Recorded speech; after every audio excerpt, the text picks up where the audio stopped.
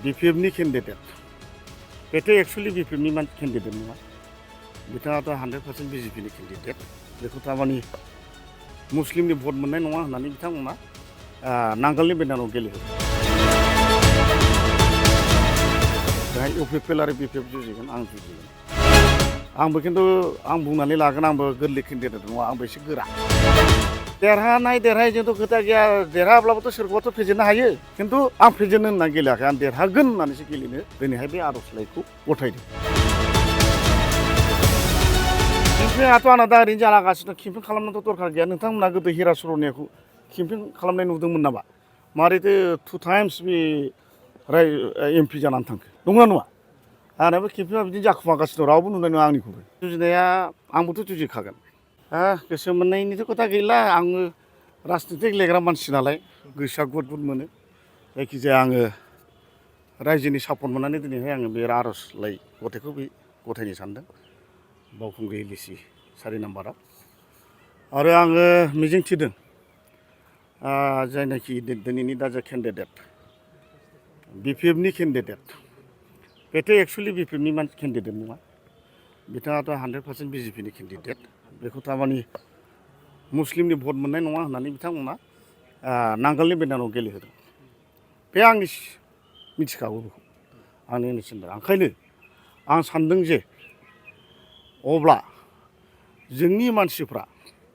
जोंनि specially tribal हारिया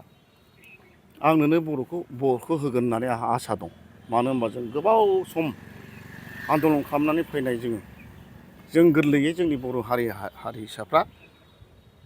गनायनानै लानो हायाखै बेखौ आं खोनादों बे हिसाबैनो आं दिनै आवगायदों आरो आंजों माइन'रिटिनि मानसिफ्राबो गोबां आंखौ मदद होगोन होननानै बिथांमोना खोथा होदों दा रायजो राजाफोरनि साहस आरो मददखौ लानानैनो आङो दिनैहाय बे बिजाथि बिलाइखौ गथायनो फैबाय आरोखि जुजिनायाथ' बयबो जुजिनोनो गेलेखागोन बाव हयथ' स्पेसियेलि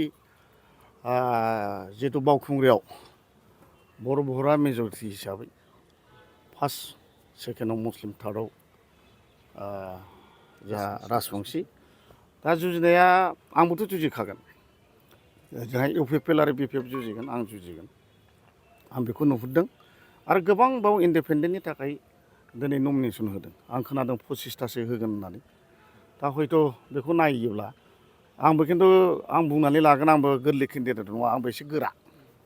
आंहाबो आसा दं नायनि मा जायो खाफाला भगबाना मा खालामहरो बेनि सायाव निर्भर जाबाय आरोखि देरहागोनखौ बेसेबां जौखोन्दो बुंनो हायो देरहानाय देरहायैजोंथ' खोथा गैया देरहाब्लाबोथ' सोरखौबाथ' फेजेननो हायो खिन्थु आं फेजेननो होनना गेलेयाखै आं देरहागोन होननानैसो गेलेनो दिनैहाय बे आर'जलाइखौ गथायदों खुंथायजोंलाय मा खोथा UPPL बिराद स्ट्रं माबामोन सरखार दादोंमोन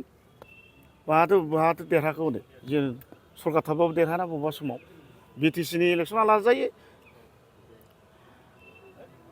एसेमब्लिनि इलेक्सन आलादा जायो बे जिनिसखौ बयबो बुजिखायो केम्पेइनआथ' आंना दा ओरैनो जालागासिनो केम्पेइन खालामनोथ' दरखार गैया नोंथांमोना गोदो हिरा सर'नियाखौ केम्पेइन खालामनाय नुदोंमोन नामा मारैथो 2 टाइम्स बे MP जानानै थांखो नंगौना नङा आंनाबो केम्पेइना बिदिनो जाखुमागासिनो रावबो नुनाय नङा आंनिखौबो थेवब्लाबो आङो नायबानो जाबाय नोंथांमोना देरहानाया एकदम माने 100% खाथां कংग्रेसआथ' बाव जेबो गैया जेबो लाब गैया कংग्रेसआ जेबो लाब गैया दिनैहाय कংग्रेसआथ' नों BTC ओनसोलाव गैया BJPआनो हायाखै आरो कংग्रेस आरालाय मा दा ओंखायनो आंबो 1 नाम्बार आं दाबिदारमोन बेखौ जरसन्द खालामनानै खायदा बोराय बाहायनानै सासे माने मानसिखौ बाव केन्डिडेट होनाय जाबाय आरोखि बेनिखायनो आं दुखु मोननानै BJPखौ गारनानै दिनैहाय आर'ज बिलाइ गेलेनो थाखाय गथायसिगोन आरोखि